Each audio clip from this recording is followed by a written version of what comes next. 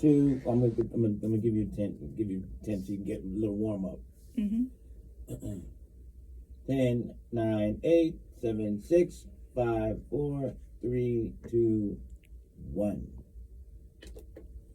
Yes, yes, yes. Good morning, everybody. And this is the Tasty Entertainment Show, live here in Brick TV Studios. Tasty Entertainment with your boy, McDonald, aka Tasty Talk the Drop, singer, songwriter, producer, and podcaster of Tasty Entertainment. And we're here live in Brooklyn, and we're here live here with the sensational, incomparable singer, songwriter, guitarist, Anna Veruschka Baran. Anna, how are you doing today, dear? I'm doing great, thank you. Thank you so much for having me, Noel. Wonderful, wonderful. We're so glad and honored to have you here with us in the studio today. And first of all, I want to know what brings you by here today. Well, we met on the Sherry Shepherd show, right? We met on the Sherry Shepherd show a few months back, maybe like 6 months ago. And you were singing, and then I was singing. We both performed from the audience in the Sherry Shepherd show. And we met after the show. We actually met Sherry Shepherd, and that's how we first met. And we got to know each other. We've been talking, and we're both singer-songwriters. We both love music, and we've been, you've accompanied me to a performance at the Daily Press last week, I believe, and we've just been getting to know each other. And I'm a singer-songwriter. I was born in the UK. I'm part Austrian, Czech, Irish, and English, and I've been living in New York since 1999, and I've been doing music and art and photography, all kinds of different things. So I'm here in New York to explore my creativity and bring my music to the world. I've written a musical called Reunion with God, and I'm going to perform one of the songs here today. The song is called Breath of Brahma, and my musical was called Reunion with God. So, and how was your commute today? My commute? Did it go well? It was good. Where are you traveling from and commuting from? I'm commuting from the Bronx, which I believe you used to live in the Bronx, right? Oh, from the Bronx. What part of the Bronx? From Parkchester, East Tremont? It's Morris Park. North? Morris Park. Oh, Borough Park. Morris. Oh, Morris Park. Mm-hmm. Okay, all right. I'm familiar with the Bronx. I know about Parkchester, East Tremont. You know what I'm saying? Those areas, Castle Hill. Mm-hmm. You know what I mean? I'm familiar with those areas. You know what I'm saying? Right. Because I know where the Bronx Zoo is located. And I'm close to the Bronx Zoo. Oh, really? Yeah. Mm-hmm. Okay. Yeah. Wow. Was it a long ride for you to getting here? Because I know about the 5 and the 6. It's about an hour and a half. Right, because I know the 6 goes to Parkchester and so forth like that. What did you have for breakfast today? I had some eggs and a roll. That's what I had. Huh? And some eggs and a roll. Okay. Wow. How do you start your day? Like, what do you start your day with when you're having you first wake up in the morning and you have your morning? What do you start up with, since you like egg on a roll? Like, what do you start your mornings with? I start by prayer. I pray every morning and meditate every morning. So that's how I get my day started. And at the moment, I work partially from home. I'm working like hybrid. So I work with people with disabilities. So that's what my daily routine is: working with people with disabilities as a care manager, coordinating services for them and doing life plan meetings for them. Okay. Your music and your music journey, and you're an artist. Mm-hmm. Can you define to me in your own words about you as an artist?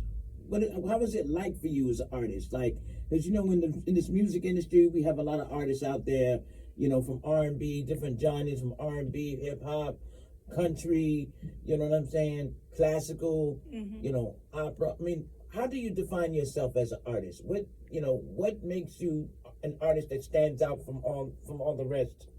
Can you tell me? Can you elaborate on that for me? Sure. I don't know how to define my music genre, really, apart from that it's spiritual. I know it's spiritual. The majority of the songs I've written by myself are spiritual, and I pray before I write my music, and I write on the guitar. I've collaborated with other musicians. I've collaborated with a music producer called James Sanger, who has produced music for Madonna, U2, Sinead O'Connor, Phil Collins. He lived with Phil Collins. He lived with Brian Eno, who was one of the first electronic music artists.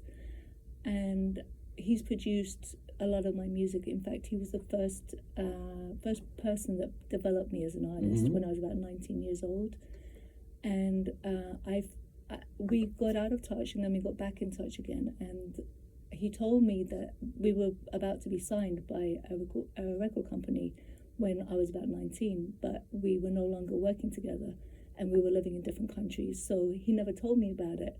So, that I guess it just wasn't meant to be. But he is one of the first people that I worked with who was very serious about his music and my music together. So can you describe to me in your own words, like, who are you? Who is Anna Veruschka Baran? Tell us about yourself. Like, who can you identify yourself as Anna Veruschka Baran? Who is Anna Veruschka Baran? How did you get that name? So my first name, Anna, was called after my great-grandmother. Her name was Anna. She was Austrian. My father was Austrian. My mother's English. My grandfather was Czechoslovakian. My great-grandmother was Irish. My middle name, Veruschka, I was named after the first German supermodel called Veruschka von Ledendorf. She was a model in the 1960s, and she was the first German supermodel. And her father tried to assassinate Hitler. He didn't succeed, and he ended up getting killed himself. And Veruschka von Ledendorf is a very interesting person. After she got famous as a model, went like a little later in her life, she worked with an artist who did body painting, and he would paint her body, and the photographer would take photos of her with the body painting. So there's photos. I remember seeing photos of her in a magazine when I was a child, and seeing she's like blending into the forest, and she's like blending into a rusty door. So her body is painted to blend in with the background scenery. So that's who I was named after. Oh, so you said your heritage is Czech, right? Czech. Czech, yeah. And you're from Australia. Austria, not Austrian. Austria, like where Mozart was from. They speak German there. Can you tell me the difference? What is Austrian and Czech? What is that? Okay, so Austria, the capital city of Austria is Vienna. Mozart was born there. I believe Bach was born there also. And famous artists like Gustav Klimt, who did the picture of the kiss, he has a museum there. He's a famous artist from there. Austria has a great cultural history, very beautiful artwork, classical music. They have a Vienna Opera House, and actually one of my relatives by marriage used to sing in the Vienna Opera House, sing opera.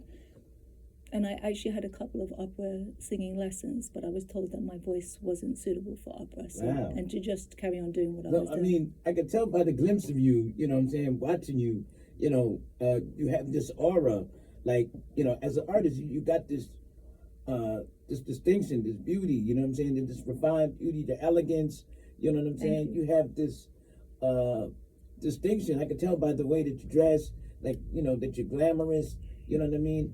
Are you influenced by your image and your style? Is that are you influenced by like certain particular type of artists that that cultivates your Do you mean am I inspired by my music, other musicians, or you mean the way I dress what I mean, and like, myself?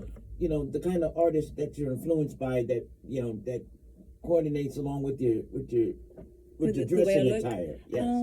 Well, when I was a child, I used to design clothes. I used to draw, sketch outfits and stuff. and I did try, I made a few clothes also.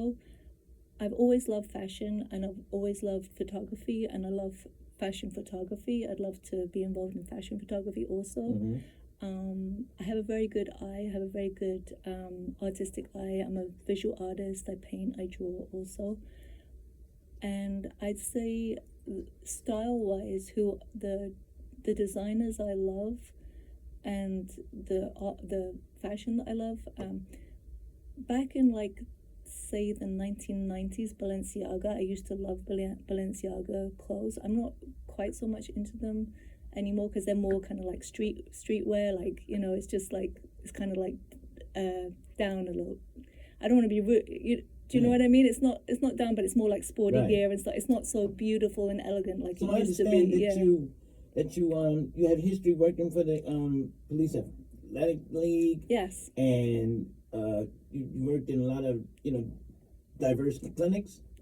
Yes, I worked in healthcare for about. Okay, can for you a while. elaborate on your history with the police athletic league in the community? Like, Sure.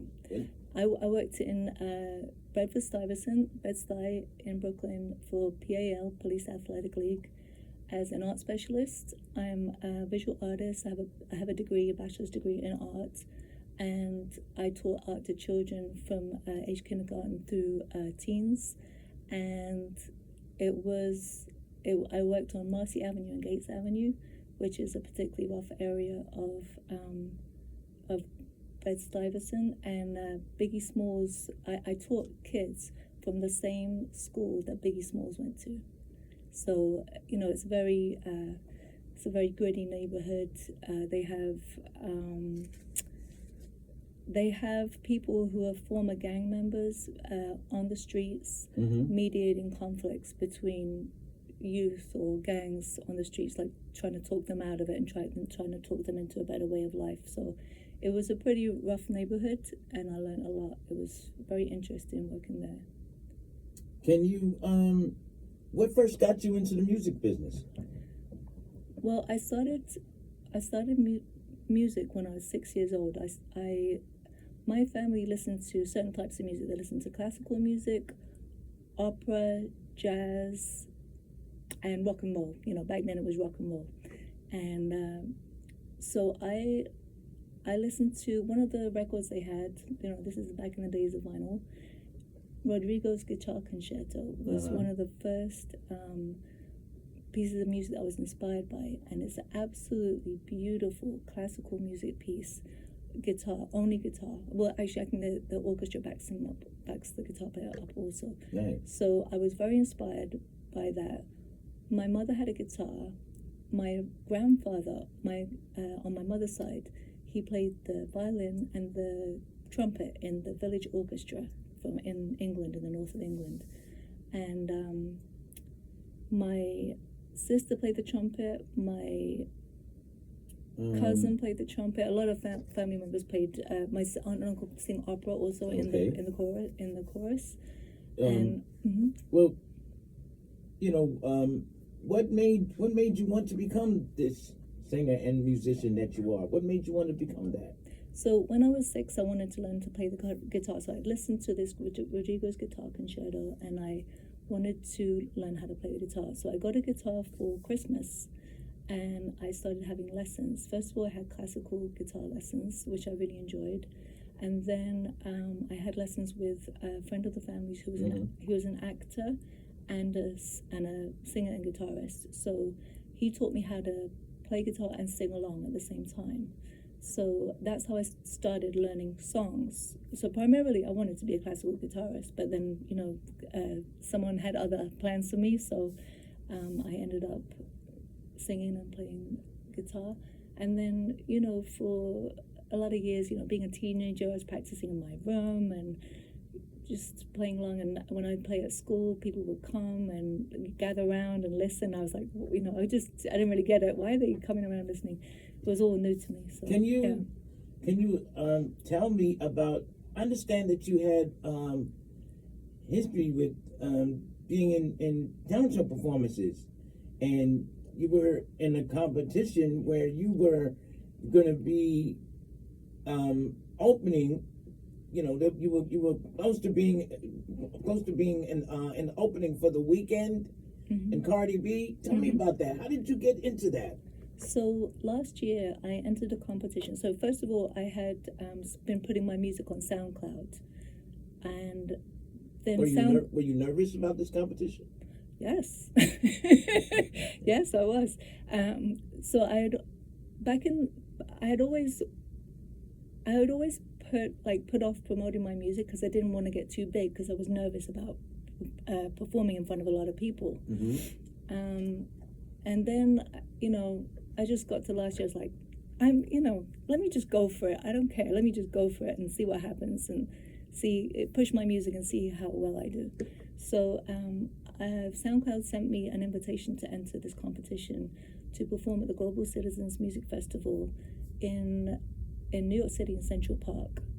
And I didn't know who I was going to be, who I would possibly be opening for. Oh, wow. So I started promoting my music, and I thought I would enter the competition also. I didn't expect to win at all, and I was just doing it to promote my music, to get it out there and have different people listen to it. So I started promoting it on my Instagram, LinkedIn, not TikTok, I wasn't on TikTok at the time, and where else? Oh, YouTube. And so how did it feel? What was it like? What was it like for you to experience, being in that showcase and, having the ability to want to open for the weekend and Cardi B? I mean, how was that experience for you? Did you feel captivated? Were you excited? Yes, yes. What was your energy like? Did you have any kind of nervousness? Were you were you anticipated? Were you looking forward to that? Well, yes. Like I said, I wasn't expecting to do very well, and I did much better than I thought I would. I got to second place in the quarterfinals for the competition, and I didn't know who I was going to be opening for, or who I would, who I was potentially opening for. Well, you said you was close to winning first place, though. Well, I came second place in the quarterfinals, so right. That's like about the top 8, I would say, the top 8 musicians. So, and then I found out after I got, after the competition ended, I found out who I would be performing, if I'd have won, who I would have opened for. So The Weeknd was headlined, but he actually dropped out and Cardi B replaced him. So if I'd have won, I'd have performed, I would have opened for The Weeknd, Shakira, Tyler, Mariah the Scientist. And if I'd known that, I would have tried much harder. Well, I mean, you talk about Shakira and, Cardi B, Mariah Carey. I mean... No, it was Mariah the Scientist. Is Mariah Carey one of your favorites? Yes, absolutely. Why? Absolutely. What is it about her she's that a genius. makes her one of your favorites? She's a genius. I mean... Is it her voice? Yes. Is it her, I don't know, her glamour, her figure, her, It's her voice. Tell me about it. Tell me about it yourself. So Mariah Carey was the daughter of an opera singer. And as I said, I wanted to sing opera before. So I think that's why she has this amazing vocal control and command over her voice. And I think her voice... Her mother's an opera singer, too. Yeah, that's what I said. Yep, her mother was an opera singer. And so she was probably around, all this classical music when she was a child. Right. And her voice is beautiful. It's incredible. And her songwriting is beautiful. I covered one of the songs that she performed, Endless Love. And I'd like to perform it here today, if possible, if we have time. And I think that's my favorite version of Endless Love, is the one that Mariah Carey and Luther Vandross sang. And I just admire her vocal control, and the tone of her voice is so beautiful, and her songwriting. Can you speaking of artists, can you elaborate and tell me the kind of artists you are influenced by? So, like, besides Mariah Carey, like who are your other artists that you're influenced by? So Carlos Santana. Okay. wonderful guitarist, amazing. He just gets so lost in the music. He's just caught up in the flow. He's incredible. Another favorite of mine is Paul Weller. He performed with the Jam and then the Style Council. I like his music from the Style Council era. He's like very much like Carlos Santana, where he'll blend a whole bunch of different styles of music together and come up with his own style of music. His music is very like soul influenced. Paul Weller's music very soul influenced. Very, very talented musician. Love his music. I love The Weeknd, of course. Very, very talented musician. And I've been listening to Britney Spears recently. I didn't have a TV. I haven't had a TV for the last 27 years. So I haven't seen Britney Spears performances until recently. You know, I've heard the odd song on the radio or, you know, being played. Oh, Britney Spears. And she's got a beautiful I remember Britney Spears voice. in the 90s. Since Britney Yes. Spears was, I'm the genie in the bottle. I remember when she used to do that. Britney Spears. But you said you liked Whitney Houston, though. I do. I love Whitney Houston also. What is the difference? What are the difference of the dynamics between Whitney and Mariah Carey? That being those are your two most iconic artists. Like, what are the elaborate? How do you define Whitney and Mariah Carey? What makes them so different? Different from each other.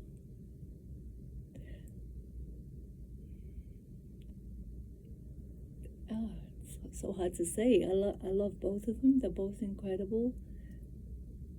I was listening to Whitney sing with her aunt, Dionne Warwick, last night, and I've always loved Dionne Warwick also. She's an incredible artist. They both have such a heart and soul, and I think Mariah maybe has a tendency to go more deeply into her pain and her sensitivity. Whitney Houston, so beautiful. I'm so grateful that we had her, that we have both of them. You know. What are some of the favorite songs that you like for Whitney Houston? Whitney Houston, I love "Run to You." I did a cover of it a while back. I have it on my "Run to You." Yeah. What is it about that song that gets to you? What is it about the words, the lyrics, and the message of that song? What is it about that particular song that gets to you? It's very emotional, and I've lived alone for a very long time. So, you know, talking about, you know, being alone and all that, it's not always easy living by yourself. It's not easy living with someone. It's not easy living by yourself. So, yeah. The lyrics definitely speak to me. I mean, do you think that song is basically based? Because when I used to hear that song a lot, when it first came out, I thought about, you know, Run to You. I'm thinking like, oh man, is this another breakup song? Like, you know, was it about breaking up, or was it about love and romance? You know what I mean? What did you get out of the song "Run to You"? What did you feel from that? What was your, what did you experience from that song? So I feel like the lyrics. How could you relate? I feel like the lyrics, like she's expressing how much she wants to be with this person, and she's not sure whether they want to be with her or not. And it's like, are you going to stay or are you going to go? And it's. It's like she wants to open up to love, but she's a little nervous. And you like those kind of romance songs, those kind of love songs? Yes. And another song I love of Mariah's is "My All," which is a song she wrote about Derek Jeter, her relationship with Derek Jeter, and it's absolutely beautiful. Do you think love in music today? Do you think love is very expressive? Do you think it's meaning? You think love has a particular meaning in music today, as in times past? I think it's because I hear some music that's out, and there's certain songs that's out there that, you got the hip hop and you got stuff, but there's certain songs out there that when I hear it, it doesn't gravitate. There's no, meaningful, powerful message that, that brings forth the message of love. Right. You know It's more to do with physical love these days than like the emotion of the heart, I would say. Yeah. More like degraded love than like, like endless love. No, endless love was written when, in the 70s, a long time ago. If you were open up in a lineup for a show, whether it be in Madison Square Garden, the Barclays, or on Jimmy Kimmel, or anywhere in Las Vegas or Los Angeles, who would you want to open up for? Who would it be? Carlos Santana. Carlos Santana. Oh wow! Wow, why? Because I love him. I love his music. Incredible musician. I'd love to make music with him. If there was one artist I'd love to make music with, it be Carlos Santana. And being that you're a guitarist, I hear that you love Prince. I do. Like, did you ever like Jimi Hendrix? Because Jimi Hendrix was a guitarist too. Yes, I did used to listen to Jimi Hendrix, and in fact, I'd like to do a cover of one of his songs, Angel. Angel Came Down from Heaven yesterday. You know that song? Did you, being that you have an influence of Prince, do you feel like you could play like Prince? No, I'm a different kind of musician. You don't think you're at that level? I'm not. I haven't ever tried to play that funky music. My music is different. It's more like slow, more like ballads. I mean, even though Prince played a lot of instruments, I mean, don't think like you can't reach to that level or that peak, because you can't. I mean, I've seen female guitarists like what's that artist? Her. Oh yeah. She's phenomenal. When I first heard her play, when I saw her on TV, I was like, wait a minute, this girl was. I'll have to listen to it. She was going on the bass electric guitar, like Wow. Dominating it just like the average guy. You know what I'm saying? So, I mean, Michael Jackson had female guitarists too, even though he had guitarists, from his brothers, Tito. You know what I'm saying? So, if they can do it, I don't see why you can't do it. Thank you. You know what I'm saying? If you can rock and roll on the guitar, Chuck Berry did it in the 1950s. You know a funny thing? Where I used to live in Seagate, and I think Chuck Berry used to live there, in Seagate. I used to live in Seagate in Coney Island, and Chuck Berry used to live very close in the same gated community. And also, when I was about 14, I used to listen to Bob Dylan, and in Coney Island, where I used to live, Woody Guthrie used to live in Coney Island, also on Mermaid Avenue, and he was Bob Dylan's inspiration. And if you see the film with Timothy Chalamet about Bob Dylan's life, it shows him visiting Woody Guthrie in hospital. Woody Guthrie was Bob Dylan's absolute hero, musical hero.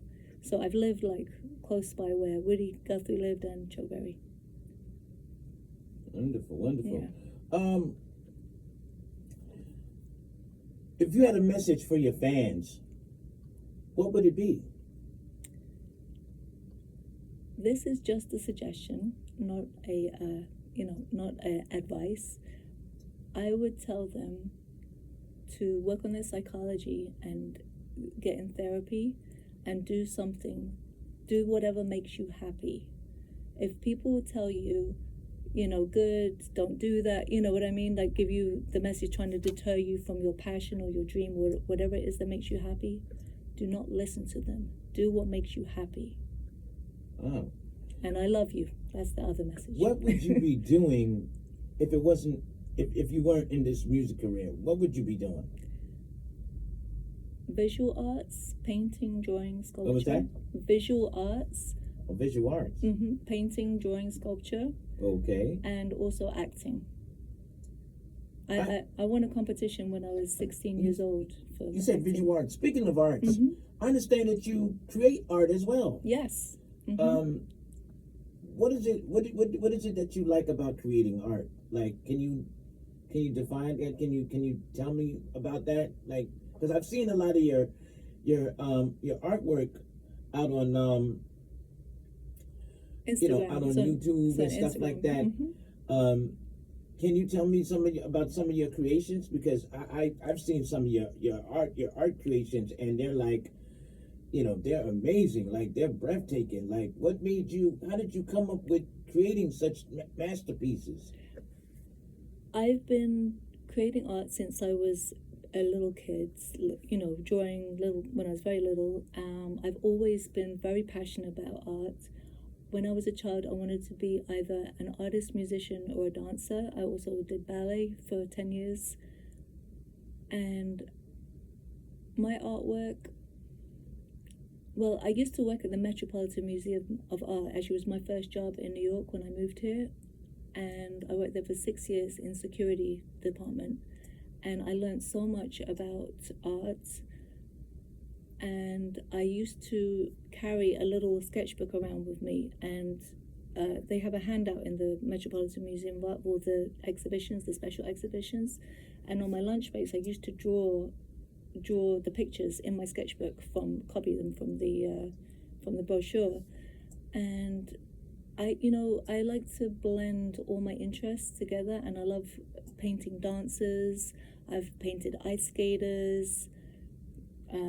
I like doing spiritual art of angels and ascended masters and Elohim, things like that. I've drawn inspiration for the Bible, also some biblical stories. Wow, it's like is creating art. Is it a form of expression for you?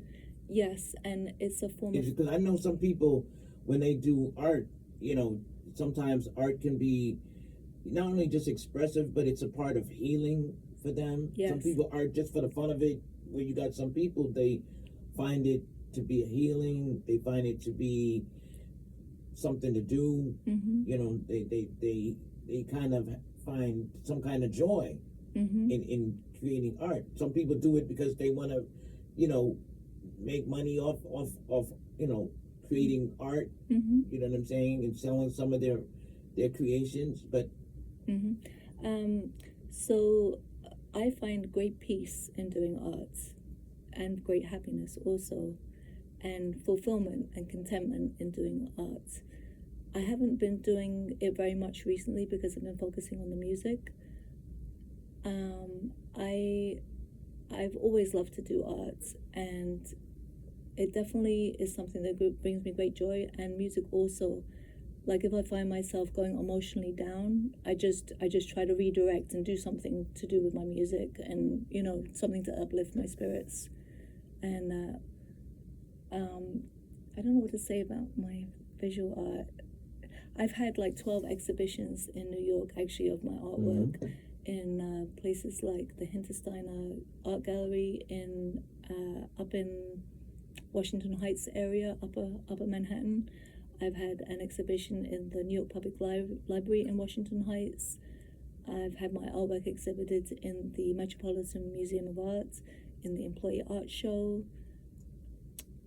And I kind of stopped trying to exhibit, but I'd love to have my artwork exhibited again. Are your creations the kind that you would like to put in an exhibit, or like the kind of creations that you would like to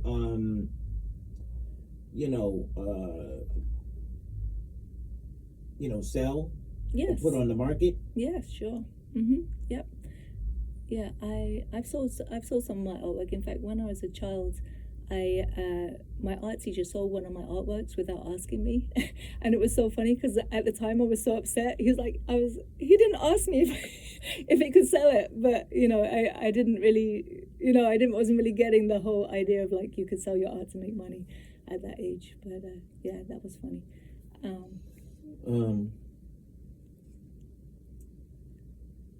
Who would you like most to collaborate with? Carlos Santana. I'm sorry? Carlos Santana. Uh-huh. Carlos Santana. Okay. Interesting. Yeah. Love to. Very interesting. I love his music. It's so beautiful. I love the one that he did. I love the one he did with, I think his name is Rob Rob Smith or Rob Thomas. It's called Smooth. The song. The song is called Smooth. Can you tell me more about the places where you've performed? Can you tell me what are some of the places where you perform? I've performed at Ashford and Simpson's Sugar Bar quite a few times. Ashford and Simpson. About six Wow. times. Like, that's a popular place. Like, isn't that on 72nd Street? Yeah, it's on 72nd Street. It's in Manhattan, isn't it? Yep, West 72nd Street. West 72nd Street. Yeah. I've been there a couple of times. You know, I've met Valerie Simpson. I've met, you know, her band. Yes, incredible.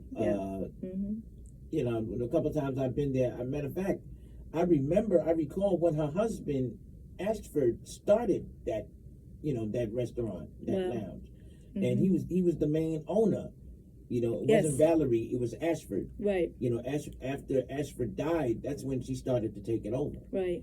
Because she wanted to try to continue his legacy. It's a great opportunity for new artists. Ashford and Simpson so was appreciate them. they were amazing. They were from the 80s. They were like, you know, from the 70s and 80s. You know, when Solid as a Rock. Right, I love exactly. that song. Solid as a Rock. Incredible. I remember as a kid, I used to watch them on what was that TV show? Solid Gold. Oh yeah. Solid Gold used to be hosted by Dionne Warwick. Really? Oh Yes, wow. if you Love YouTube her. it, or you Solid go Gold? on YouTube, or you Instagram, you can go on YouTube or Google it. Google about Solid Gold. Okay. The TV show Solid Gold. That was hosted by Whitney Houston's cousin, Dionne Warwick. Wow. And you know, she was the one that hosted that show. She used to bring a lot of artists on the show. She used to have Ashford and Simpson, Marilyn McCool, you know, what was his name? Andy Gibb. Oh, from the Bee Gees? That's right. Oh, I Andy love the Gibb Bee from the Gees. Bee Gees. Wow. You know, she used to have a lot of artists on her show. Nice. You know, Air Supply. Oh yeah. You know, Hall and Oates, all of them. I love Hall and Oates. You know. Great, yeah. You know, Dionne Warwick was a very phenomenal person. You know, Yes. she's lived her legacy. She's been a trailblazer for so many. Yes. And again, like I said, at Ashford and Simpson, you know, it was a very nice place. You know, very exquisite. You know, I've seen a lot of artists who come in there to do open mic. You know, a lot of people who like to engage in performing. Some folks who are singers. Some folks who are into bands. You know, I've met a lot of different, you know, musicians. You know, aspects of talent there. You know, I was there last week. I met someone from a Latin music group, and he said they were nominated for 2 Grammys. This guy, he founded the band. Can you tell me how often do you play there? How often you perform there at Ashford and Simpson? I performed there 6 times last year. I mean, do you perform there like once a week, twice a week, every week? Not every week. I performed, like last year I performed there about 6 times. So, you know, it's a new year. I tried to perform last week, but I came too late, so I'll try again this week. Is there any other places that you perform? Because I recall I saw you at the Daily Press Coffee House. That was in Brooklyn, right? Yep. What was your experience from that? What did you think about the Daily Press? What did you like that place? I did. Do you find that place have a lot of other aspect of talent? Because when I came there to see you perform, I seen they had comics, they had very little. They had singer-songwriters, guitarists, but you know what I'm saying. They had certain, you know. They had two other singer-songwriters who were playing guitar, and they were great. They were really, really good. And they had the most amazing rapper I've ever seen in my life. His name was Cyrus Blue. He's the most incredible rapper I've ever seen, and he went from going rapping into singing. And I'm not really into rap music, but he was incredible. He was amazing. Wow. Yeah, and he had like looked like a wrestling mask on. You know, when the guys wrestle on WWE, and he was dressed like from here down. He was like in a suit and tie, and then he had the wrestling mask Right. on. And I thought he was going to be a comedian. I had no idea he was going to rap. And then he got up and started rapping, and he was like Well, I an know, I've been electric in those lightning. kind of shows. I've been in those kind of places, in bars and lounges, and coffee houses. I mean, coffee houses are different. I mean, I've been in cafes, but in that type of setting, I mean, it was kind of different. It was a different vibe, a different feel. But I'm the kind of person, when I go to certain lounges and certain bars, I like to be in a setting where it's organized. You know what I'm saying? Because that event, that place was supposed to really start around 7:30. You know what I'm saying? I've been to places where they actually start punctually and promptly on time. You know what I'm saying? I've had people who were DJs, who were hosts, and when they do a show, they would start promptly on time. People would be sitting there engaging and having their little drinks, drinking their beer or whatever. But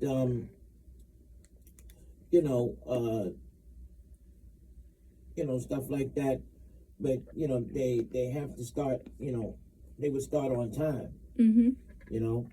Yeah, I think there might have been some Sorry? misinformation. I think there may have been some misinformation that the open mic started at 7:30, but in actual fact it started at 8:30. So I think there's a little. But they advertise that the open mic starts at 7:30, but it doesn't actually start until 8:30. So yeah, but I think it was good that we came early, because if I'd have come later, I probably wouldn't have got to perform at all. Because at Ashford and Simpsons, I got there about like 9:40, and I didn't get to perform at all that night because they had. Can you tell me about the type of how would you describe the type of typically the kind of music that you create? I'd say it's spiritual. At the moment, the music I make is spiritual. Like when I was younger, when I was 19 years old, like I said, I was working with the music producer James Sanger. It was more like house music, electronic music with my vocals. But now I've kind of moved on from that, and I make music that's more spiritual, more acoustic, just guitar and voice. I want to collaborate with other musicians, and yeah, I want to collaborate more at the moment. So I mean, as an artist yourself, do you what do you call it? As an artist yourself, do you find yourself or see yourself in the next couple of years or so? Like, I mean, you got artists that when they get in this business, they progress, they evolve.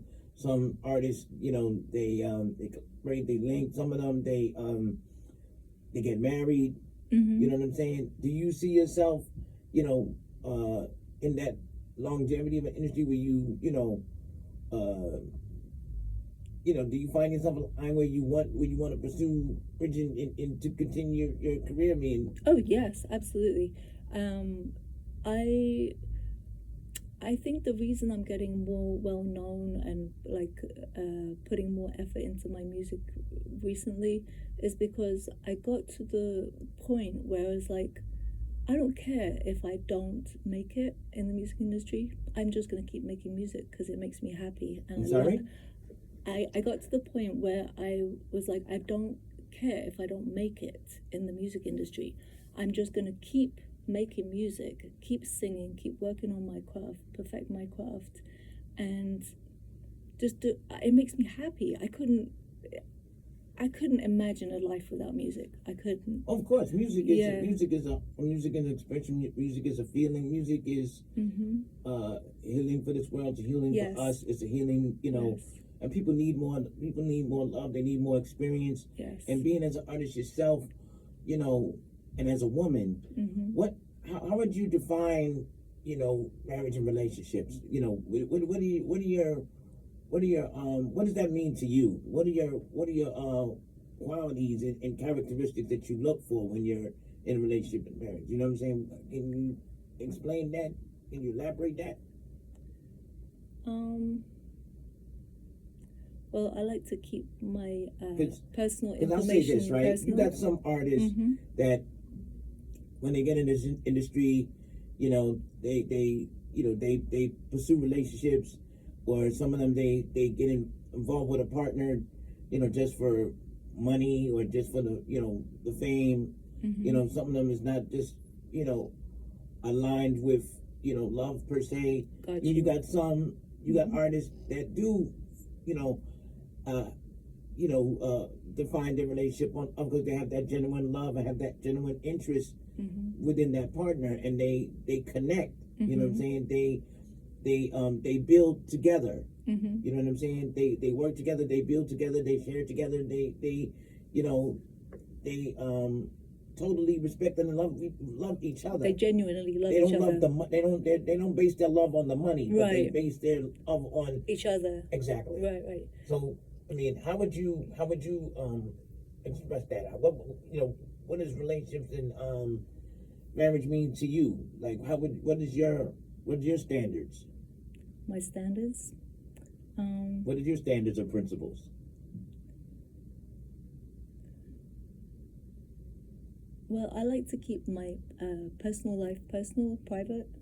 I'm sorry? I like to keep my personal life private from everybody, really, apart from whoever it is I may be with.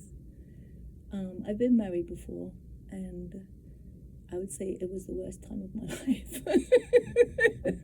It really was the worst time of my life, and yeah, Wow. not a good person to be married to. Yeah. Wow. That's all I'm gonna say. I'm sorry? That's all I'm gonna say. Yeah. You know what I'm saying? I mean, because in this business, in this industry, it could be, it could be hard. It could be very, struggling. You know what I'm saying? Sometimes this business can come with some hardships. Yes. You know what I'm saying? I've seen people in this business who had their downfalls because of a relationship, of a relationship or a breakup. You know what I'm saying? Or things that transpired, from abuse to, a dispute, or, you know what I'm saying? Artists getting, debating over child support. You know what I'm saying? Oh, yeah. Child very support serious. is one of the worst, because you got But make artists people broke. that they end up suffering because, there's a child involved. Right. And the child gets, suffers the most, because if that parent walks out, if that father's out the picture, you know what I'm saying, and abandons, the wife, you know what I'm saying, the wife or the girlfriend, whoever, the woman is the one that's left with the child. Right. And, It's very difficult. She has to suffer with the responsibility of bringing up that child and nurturing that child. And especially in New York right now, you see 90% of a lot of women Single who parents are struggling, Yes. barely trying to make ends meet, and trying to, get their soul and their mind right, because they don't have that partner, you know what I'm saying, to help bring that stability in the home and bring that, that love in the home, Right. For them and for the child. Yeah. You know what I'm saying? I've seen that. I've seen where children suffer. I've seen where women suffer. They're hurting. You see it in the news all the time. Women are fractured. They're hurting because of what they're experiencing. They're angry on their jobs. They're angry in their workplace. Because they have so much. There's no support. Right. There's no support. There's no help. Right. There is no love. There's no communication. There's no understanding. Right. You know what I mean? There's none of that. Some of them don't even want to bother going to church because they don't have that help. Right. So, I mean, for me, as I say, I would say, in my lifetime, I've seen a lot of, hardships, even in this business. I've seen, I've been in each of my past relationships. I'm the type of person. When I come up from a background where love is important. You know what I'm saying? I grew up in an establishment in a lifetime where love is important, that it matters. I make a person feel like they matter. You know what I'm saying? You are Because very loving. my grandmother and my father was a veteran. My father was a sergeant. God bless him. And, my father died for it's been over 30 years. Wow. And I was like, my father died. And you know, my father was a disciplinarian. He was a disciplined man. He had structure, he had character, he had values.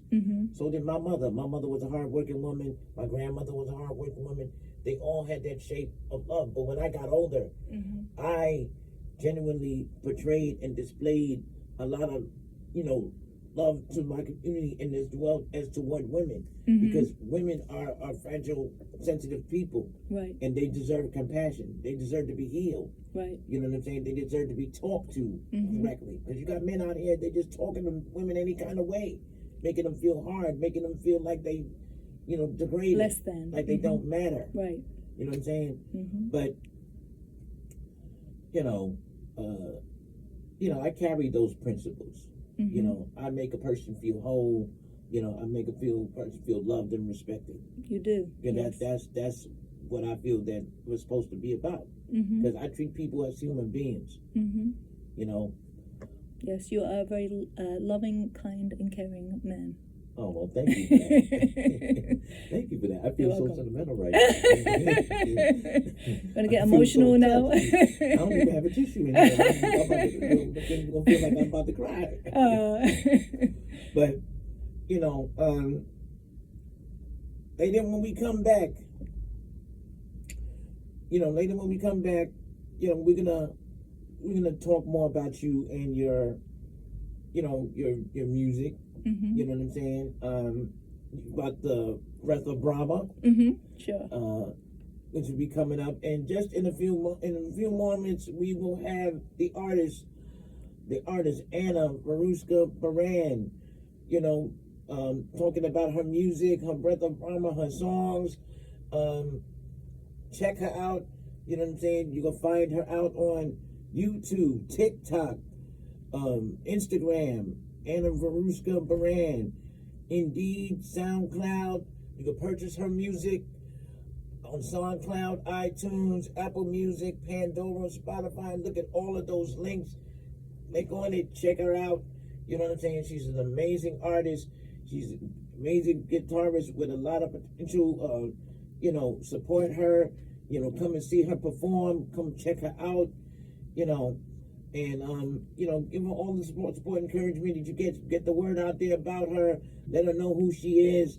You know what I mean? Because this woman is about to take the industry by storm. This woman is about to, captivate audiences. She's about to electrify. I mean, you talk about grace and style. This woman has it. She has the package. You know what I'm saying? I don't know. You labels are out there. Universal, Motown. Epic Sony. Records, Atlantic. You know what I'm saying? You guys better check her out, because she's looking. But matter of fact, before we take a break, before we come back, you introduced me in the studio, right here in the studio. You introduced me about 2 months ago, before the new year came. You introduced me to one of the legendary artists. That was one of the band. Oh yes, band members. Elvin Cartagena. Yes. Yeah, can you tell me about that right quick? Because okay, yes. When you came to the studio for the Christmas venue, I was so honored to meet this man, because this guy was. I'm telling you, he's not actually one of the band members of Kiss. He's a freelance guitarist that works. He performs with Kiss, and Alice Cooper and Joe Bataan of Latin music fame. So he's freelance. He plays with all kinds of different people. Wow. Very cool guy. I mean, he was a fan. It was an honor. It was a pleasure meeting him. Yes. You know what I'm saying? Amazing I felt guitarist. so honored. I mean, that man there was instrument in a tool for our industry. You know what I'm saying? And I was so privileged and honored to meet him. Yes, he's a great performer. But we're gonna take a break, because it's now going on 12 o'clock. And when we come back, because we got into so when we come back, we're gonna talk more and elaborate about that. Till we hit the ending of our chapter of our hour. All right. So stay tuned. This is Tasty Entertainment. This is Tasty Entertainment, Drop Your Skills podcast. We're here live in Brick TV Studios, Tasty Entertainment here. I'm your host, McDonald, aka Tasty Chocolate Drop, singer, songwriter, and producer and podcaster of Tasty Entertainment. Don't go nowhere. We'll be right back.